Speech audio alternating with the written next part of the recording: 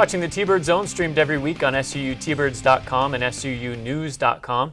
We're in studio this week with head football coach Ed Lamb, and we're recapping the game against the North Dakota Fighting Sioux.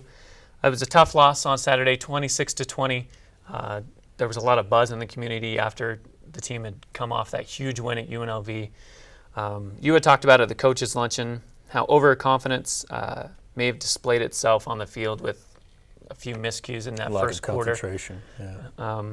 Talk about the rough start to that game in that first quarter. Yeah. Well, as I was explaining at the coaches' luncheon, overconfidence is not something that, as coaches, we deal with directly. We don't want to say, "Hey, team, I see on a scale of 1 to 10, I think your confidence right now is an 11, and you need to somehow lower your confidence." That's really not what we work with. We work with fundamentals. We work with skills. We work with execution.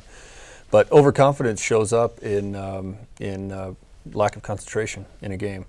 We had 4 personal fouls during the game, several of them early, got us into a 16-0 hole.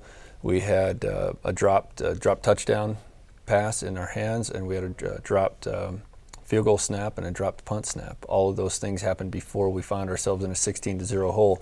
After that, I thought the team settled down. I thought that North Dakota gained our respect. And I thought our team played very well, but North Dakota's a good team, and we can't spot them 16 points. Well, and after that first quarter, Southern Utah outscores North Dakota 20-10 over those final 3 quarters. There's those around the community that more than North Dakota winning the game, they think Southern Utah really lost the game. Is that a kind of philosophy that you support? No. North Dakota made plays. We snapped the ball. We dropped our punt snap from the 2-yard line because North Dakota made some plays to stuff us back in there. Late in the game, North Dakota continued to run the ball. It's possible that they could have had more production, more offensive production, more scoring production than they had because they had a 16-0 lead. I think they played conservatively. So I definitely want to give North Dakota credit first. But did we play our best game? No, we didn't. Would we like to have a shot at North Dakota again? Yes, we would, but that's not the way it works. So credit North Dakota. They're 1-0 in the conference, and we're 0-1, and we have to move on. Well, and ultimately, Southern Utah is still in that game right up into the very last play of the game, despite that rocky start in the first quarter. I've noticed it's your coaching philosophy.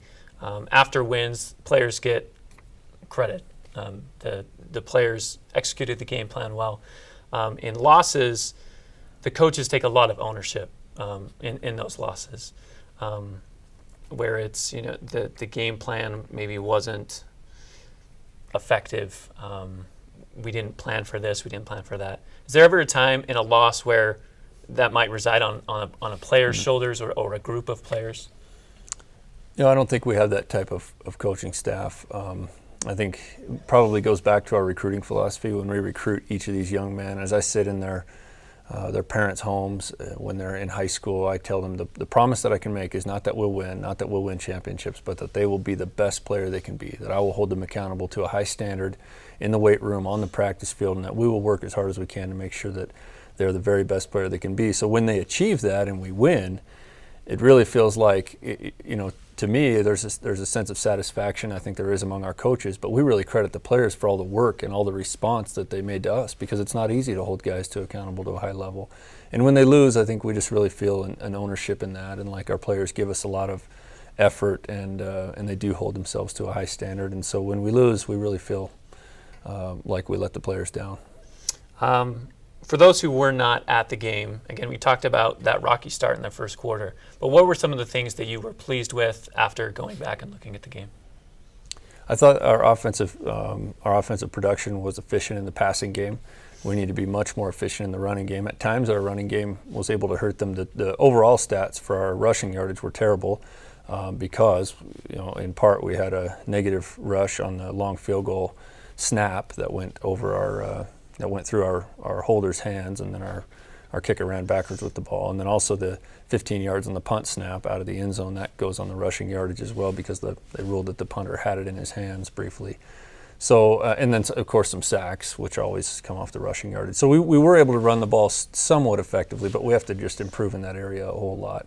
I thought that defensively we played pretty hard the whole game. North Dakota took advantage of some very good field position. They tended to play very well when the wind was at their back, and they stuffed us in deep in a hole with the wind in our face a few times. But the overall effort, the way the guys fought and came back, those kind of things I were pleased with. You talked about the passing game. Brad Sorensen completed close to 60% of his passes, had 353 yards overall, 2 touchdowns. Decker Alexander averaged 5.5 yards per carry. So really some solid things like you had talked about. You hate to say a loss in conference is a deal breaker for the season. Particularly, it's just the one loss in the conference season. With only 5 teams in the Great West, it's really wide open as far as a conference championship goes. Do you see this loss as a potential deal breaker for a conference championship or a spot in the playoffs? No, I don't think either one. I think we're very much alive in the conference race, very much alive in the playoff race.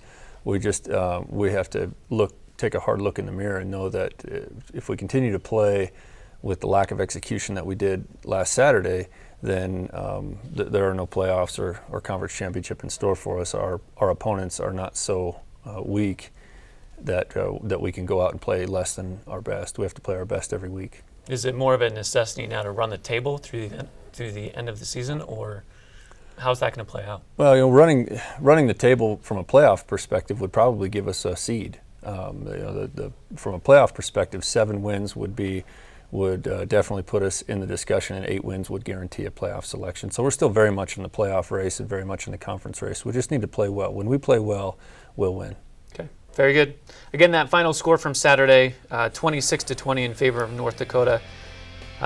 Catch us for the next segment when we preview the upcoming matchup with the South Dakota Coyotes here in the T-Bird Zone.